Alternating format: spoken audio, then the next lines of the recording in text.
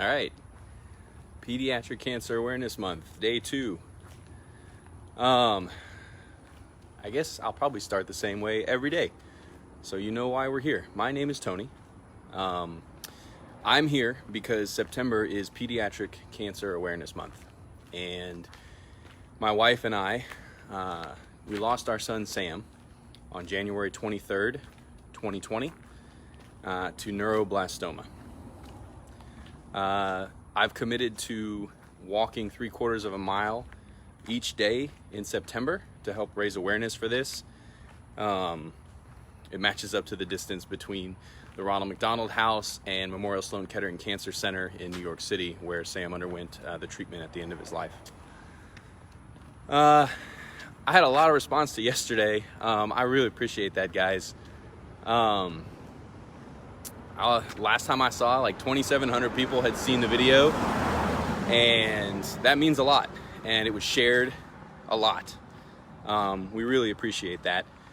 I got a lot of great feedback. Thank you. One of the most common things that I saw was people saying, "Hey, Tony, thank you so much for sharing Sam's story." And that got me to thinking, I didn't really get a chance to do that yesterday. I talked about Sam, and I rambled on about a lot of things, but I didn't actually get to share Sam's story. And I think a lot of you've heard parts of this story, and you've actually been a part of this story, but you may not have heard the whole thing. So I'm going to tell it today from beginning to end. My wife is the director of a school here in Dallas for infant through pre-K children. All of my kids have gone to the Rise School of Dallas and East Dallas Developmental Center. But one day, when Sam was 3 years old, his teacher came to Maud in her office and said, "Hey, Sam has this weird bump on the side of his face." So she brought Sam home and showed it to me. And I said, "Well, that's weird. It looks like maybe it's a swollen lymph node or something." It wasn't really bothering him. It was a little red and swollen, not too tender. We took some pictures, sent it to a friend who's a doctor. He said, "Yeah, probably swollen lymph node, better get it checked out." So we took him to his pediatrician. And she said, "Yeah, looks like a swollen lymph node. Let's do some antibiotics," which made sense. So we put him on antibiotics. A couple weeks later, 2 weeks later, Sam was in intense pain in his ear. And we thought, "Oh, he's got an ear infection." So we went back to the pediatrician and we tried some stronger antibiotics to help with the ear infection. All of this made sense. We were completely on board. 2 weeks after that, we noticed that the bump was still there. It was still kind of red, and it had not gotten any smaller. If anything, it might have been a little bigger. So we took him to an ear, nose, and throat doctor, and this day is indelibly imprinted on my memory. The doctor laid him down kind of on the very comfortable looking bed table, put him back, and he had this little tool, and he went to clean out Sam's ear to take a look. And he said, I remember his face. He was surprised and a little concerned. And then he reached in there with the little tool and he pulled out like a mass of wax and blood, dried blood. And he said, "Well, that shouldn't be there." And so he had his otoscope and hooked up to a monitor. And he stuck the otoscope in Sam's ear and he looked at the monitor and he got quiet. And he said, "Mr. Pample, I need you to come over here and take a look at this." And so I walked over there and I'm looking at a picture inside of my son's ear, and there is, to me, what looked like a flap of skin hanging into his ear. And the ENT proceeded to explain to me that should not be there, and it was most likely a tumor impinging on his ear canal. And I still remember the feeling, because it was a feeling that I've had many times since then. Every time I had a doctor tell me that there was a new tumor. we'll come to that part of the story later. I might not be able to get through today as well as I got through yesterday. I'm sorry, guys. The doctor had us immediately, same couple hours, whisked over to Medical City Hospital here in Dallas, Medical City Children's. And Sam had an MRI. And sure enough, they saw a tumor that appeared to be on his parotid gland, which is Rhinege's salivary gland. And we scheduled for that weekend to go in and get a biopsy. The thought was that it was probably rhabdomyosarcoma at the time. They got in there, they got a biopsy, they looked at it under the microscope, and they were like, it's not rhabdo. We're not really sure what it is yet, so we're gonna get someone to read it, and they did. This was Memorial Day weekend, 2016. After enough people looked at it, we realized that it was neuroblastoma, which was kind of weird. Side note, neuroblastoma is probably the most common infant cancer. It happens a lot for younger kids. A lot of kids, I don't know about a lot of kids, I shouldn't say that. There are kids who get this as an infant and it actually resolves on its own. Sam at 3 years old was pretty old for an onset of neuroblastoma, and it usually shows up down in the gut, almost never in the head for initial presentation. So that's why it was kind of strange. So we underwent what was called intermediate therapy for that. Sam had some chemotherapy, drugs, and then after the chemotherapy round, we did a drug called Accutane, which, okay, another side note, neuroblastoma. What's neuroblastoma? Neuroblastoma is a cancer of a type of nerve cell. A neuroblast is, and I'll probably get this wrong, guys. I do my best. I'm not a doctor, nor do I play one on TV. A neuroblast is like think of it as an unformed part of your sympathetic nervous system. The body hasn't told it what it's going to be yet. It's like a precursor nerve cell. So that's why kids have them. Kids have lots of them because the body's still developing. And then when the body needs a certain type of nerve cell, it sends the neuroblast, which then differentiates into the type of nerve cell that it's supposed to be. Again, hit me later if I got that wrong. Well, the cancer, neuroblastoma, is a cancer of that type of nerve cell. So the thought on the Accutane, as a side effect of Accutane, Accutane causes differentiation of nerve cells. Maybe some other cells too. I don't know. But the thought here was if we can get the nerve cells to go ahead and differentiate, no more neuroblasts, no more neuroblastoma. So that was 6 months of 2 pills twice a day. So 4 pills total that were about this big for my 3-year-old. I had to literally hold his head back and put them as far back into his throat as I could, and he would drink water. That was Sam, by the way. Whatever needed to be done, it got done. He would do it. By the time the kid was 3, he could swallow pills that a lot of adults can't. Sam's hair had started to grow back at that point because we're the 6-month protocol. Things were looking good. At about month 5, I think, we had our first relapse. Sam woke up early in the morning complaining of headaches and had some nausea. I took him into, there had been like a stomach bug going around the school, so we thought, well, maybe it's a stomach bug. I remember taking him to the ER and getting an MRI and finding out that it was not a stomach bug. It was a recurrence of his cancer. And so, the next stage of treatment was stronger chemotherapy. Was the beginning. I can never remember the difference between carboplatin and cisplatin, which one is the stronger. But they're both platinum-based chemotherapy drugs. One of the side effects of platinum-based chemotherapy, well, I'll come back to it. Don't let me forget. So we went through stronger chemotherapy, which made him feel worse than he had before. He lost all of his hair again. I forgot to tell the part where the first time when his hair started falling out, we went ahead and we shaved it when it was looking beyond repair. And I let Emmy and Sam shave mine too, the same day.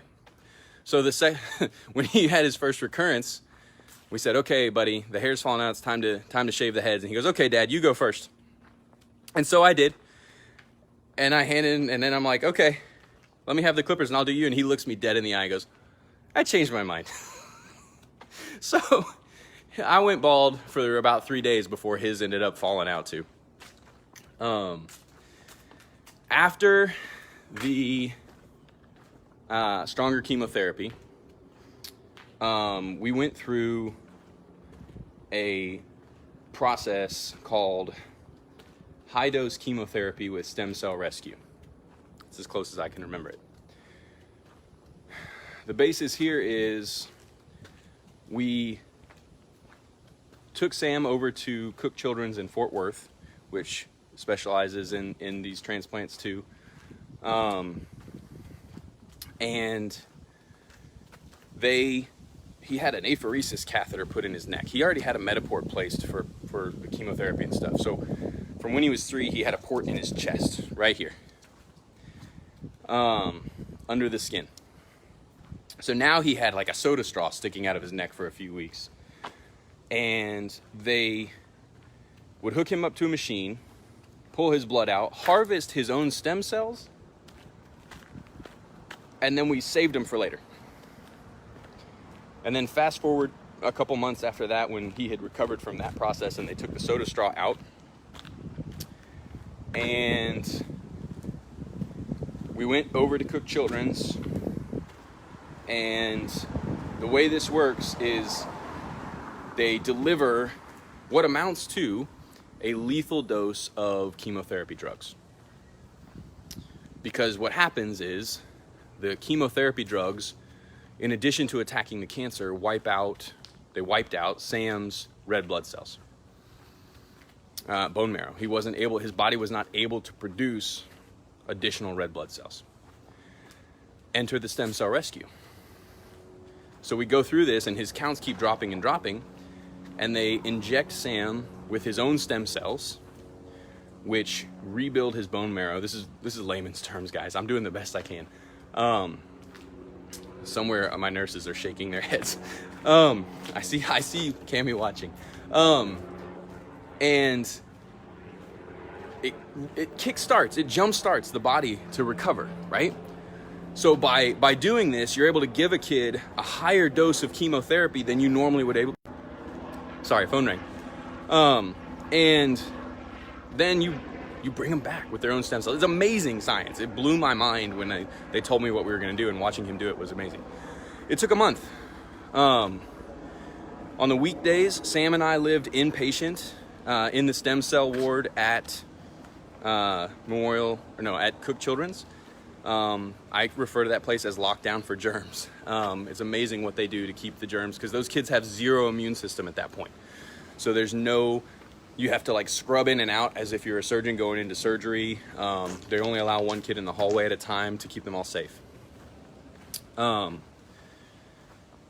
It took, I overheard a nurse, this is anecdotal, but I overheard a nurse on Sam's breakout day at the end of that 24-day period tell another nurse that Sam had set the record for the fastest recovery coming out of there. I believe it. So we made it through our stem cell transplant. Like I said, weekdays, Sam and I lived there, and then on the weekends, I would go home and be with Emmy, and Maud would live there with Sam, commuting to Fort Worth. We went through, I feel like I'm missing a step in here. But we got to a point where the cancer looked like it was gone. The cancer looked, it was gone. We had an 18-month period where the cancer was gone. We went on the first spring break trip that Sam could really remember. He played sports. He played soccer. I coached a soccer team. He played baseball. His hair was growing back. Things were looking really good. No, I remember what I'm missing now. I skipped a step. Remembering the sports and him running a little bit slower than you would think that he should reminded me. After the stem cell transplant, we went back and we did another treatment. And the science on this one. Temozolomide and irinotecan were the drugs. And they gave that to him with an antibody therapy.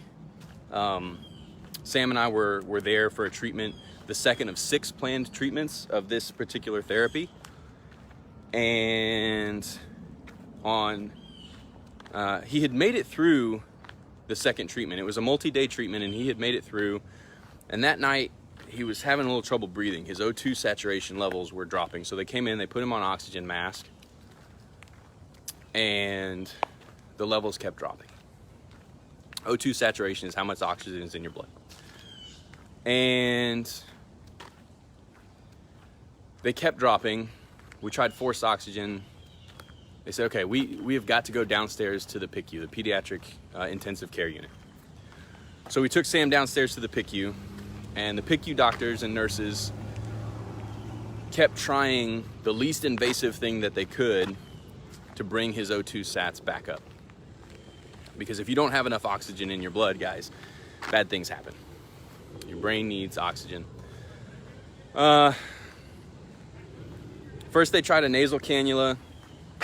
They kept dropping. Then they tried a forced oxygen mask. That kept dropping. They ended up intubating him. We ended up putting him into a medically induced coma. This was like December 12th, 13th, 2017. And that was the closest at that point we had come to losing Sam. It was a hit or miss situation, and no one could tell us whether he was going to wake up or not. There was lots of encouragement, but it was also a lot of doctor speak. To me, doctor speak is when they give you lots of answers, but none of them are the answer to your actual question. And I get it, right? I get that. I'm not faulting anybody. It was tough. We right before Christmas, a couple days before Christmas though, Sam was hooked up to like 12 different monitors and machines and so many drugs for a couple weeks. And he woke up.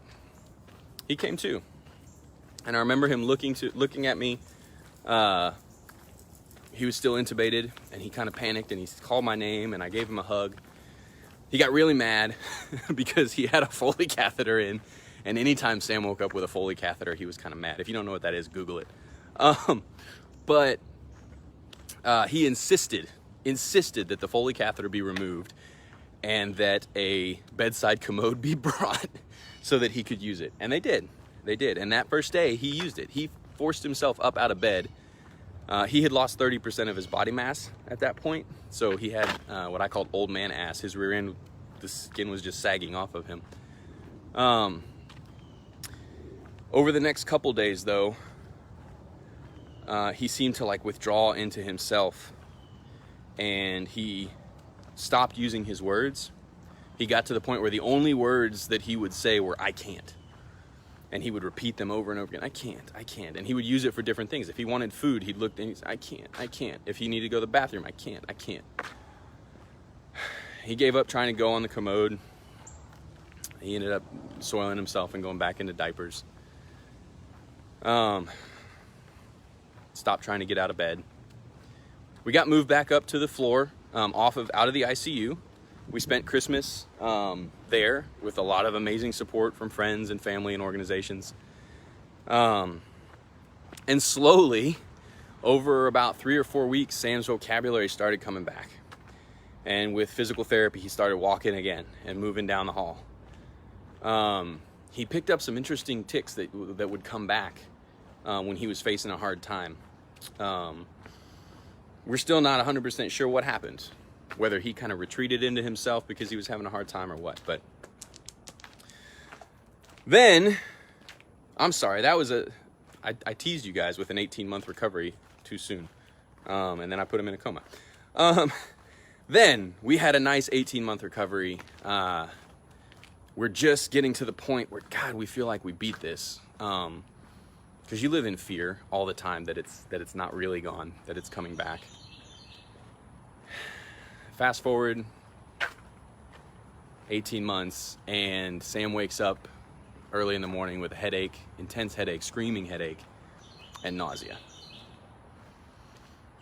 It's gonna sound familiar, but there was a stomach bug going around, so we thought maybe a stomach bug. I took him to the ER. The ER actually released us, gave him some fluids, did a CAT scan, things looked okay, released us. But then our oncology care team said, nah, come on back. Let's make sure. And sure enough, Sam had relapsed. And not only had he relapsed, the bulk of the growth was back behind his eye, pressing against his optic nerve, and also pushing right up against the meninges of the brain, the lining of the brain that separates it from the rest of your body. It's designed to keep disease and other bad things out.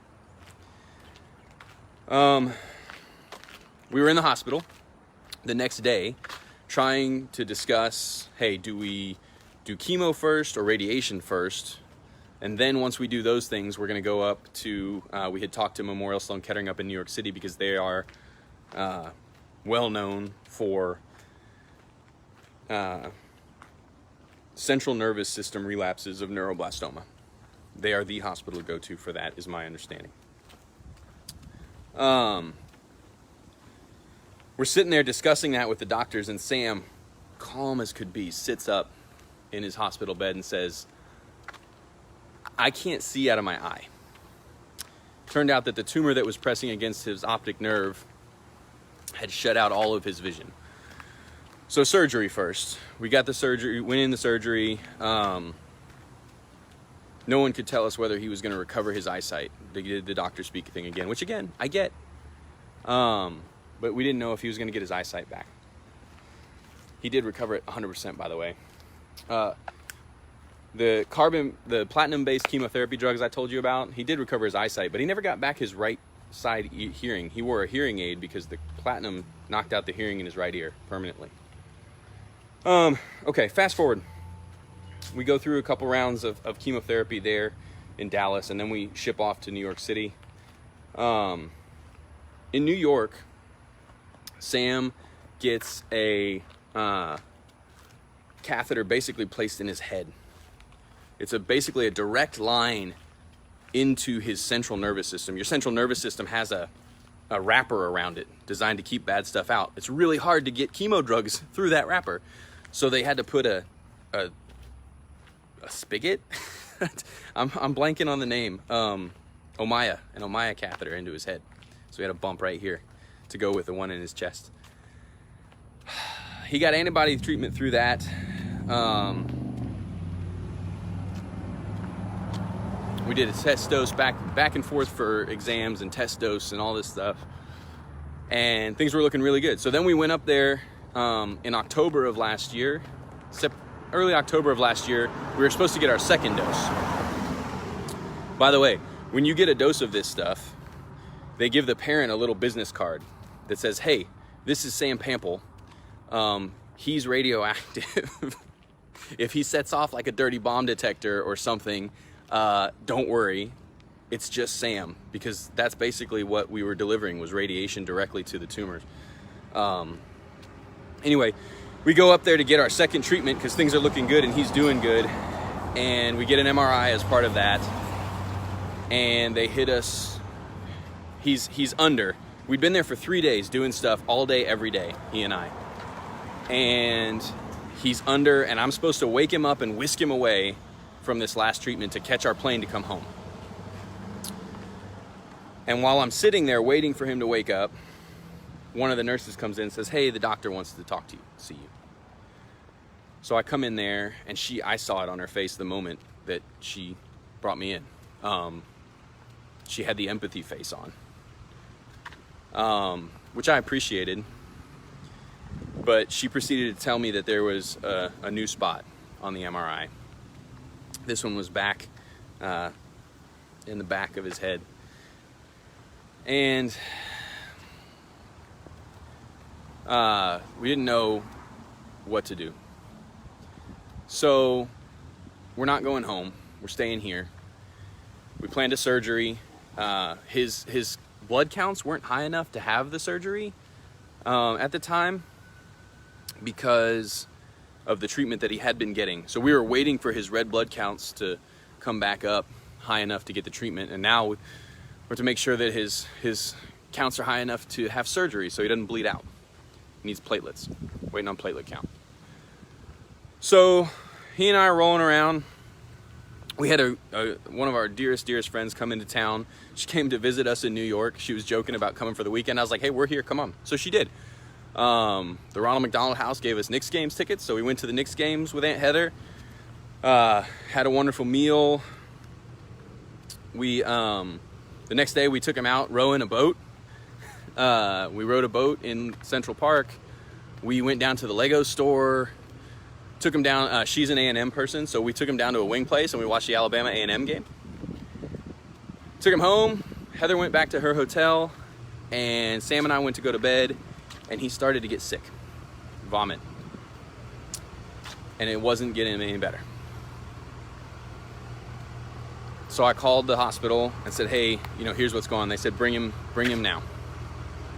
And it turns out that the tumor in the back was growing so quickly that it was causing increased cranial pressure, which causes nausea and headaches. So we were in the ICU in New York City for a couple of days to help treat that. Sam was pretty much out of it. We're giving him constant bags of platelets to try to get his platelet count up so we can have the surgery. Maud flies in to be with us, which was wonderful. We missed her. At this point, we had been there a month. I think I skipped over. We had Halloween in New York City, which was a magical time. And he has a surgery, and apparently it went well. I mean, the surgeon comes out and tells us, "Hey, I got in there, and the thing had ruptured." I don't know what that means, but he said he got out what he could, etc. Sam recovers over a couple days in the ICU. One of the things that I keep forgetting to tell you is that this is what Sam does. Like, every time we go to a new doctor or new nursing staff, we get the same speech about, "I can't believe that he recovered so quickly and that he's doing so well and so strong." Every time. And we'd have to explain, "Yeah, that's Sam." Okay. Fast forward to December. We're planning on trying new treatments and stuff. And Sam has a headache and nausea, screaming headache, which, guys, I can't tell you, over a 4-year period, the fear doesn't go away. When you hear him wake up with a screaming headache, you instantly know what's going on. So we took him to the hospital, and the short version is that the Ommaya catheter had picked up an infection and he had bacterial meningitis. Which I said, "Great, it's not cancer, it's just meningitis." We were in the PICU for our longest PICU stay ever. I don't know the days. I think it was 3 weeks.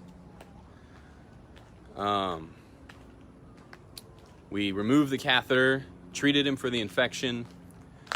His body was still having trouble with cerebrospinal fluid and the amount that you're supposed to have. So we put in a shunt to help move the fluid off of his brain. He had basically encephalitis, And we thought, well, he just needs time to recover from that. And the surgeon sat me down to show me the x-rays of where the shunt was and whether it was working. And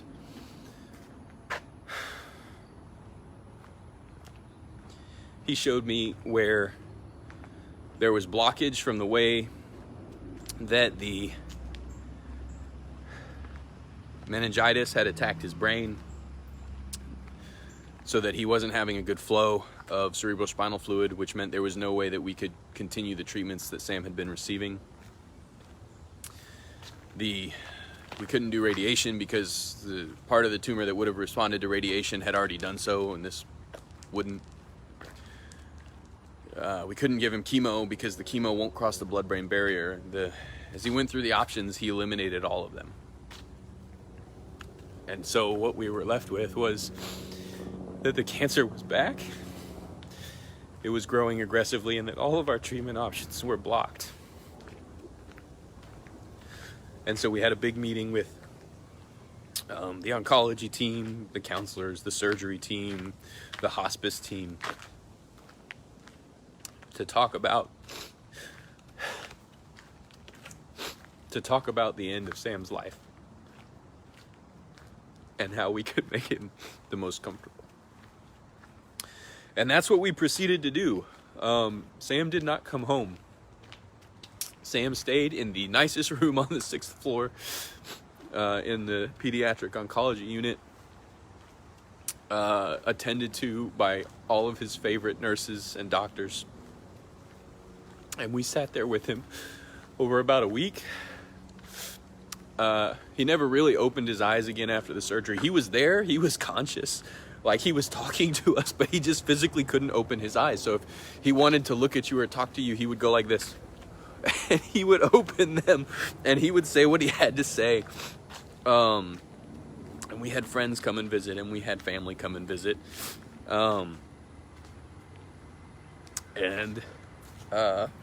My favorite, one of my favorite stories is at the end. There are a lot of good ones, like crunchy pudding and all kinds of things. He invented food. Crunchy pudding is hospital chocolate pudding with Honey Nut Cheerios mixed in, and it's almost all he would eat for the last 3 days. But the bishop came to pray for Sam, and he went to put the chrism oil on Sam's head. We didn't know this was the day that Sam was passing. We had no idea. He was still talking to us in and out. And he goes like this on Sam's head with the chrism oil, and Sam pipes up. It was like he was asleep. We thought he was out. And he goes, "Not yet." And so the bishop gave Sam the blessing and left. And God, less than an hour later, Sam was gone.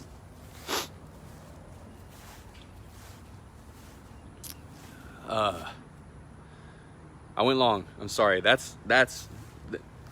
You guys asked me for Sam's story. That's Sam's story. Why are we doing this? Why do I tell this story? First of all, I know a lot of these kids who are still doing this fight that makes our story sound simple. And guys, I left stuff out. I can't even remember it all. I know there were port infections. I know we had to do dressing changes and flushes of like medical stuff in his body. Like there were so many things along the way. I can't even remember them all. But I know people. Sam was diagnosed at 3. He passed away at 7. I know one little girl who her issue started at 7 weeks old. She's older now than he is, and she's still fighting. So why are we doing this? We're doing this to raise awareness for pediatric cancer, to try to raise funds, and to try, I'm not trying to wipe out pediatric cancer. I can't do that. But I can ask you guys to help me make everything one little degree simpler for these kids and these families.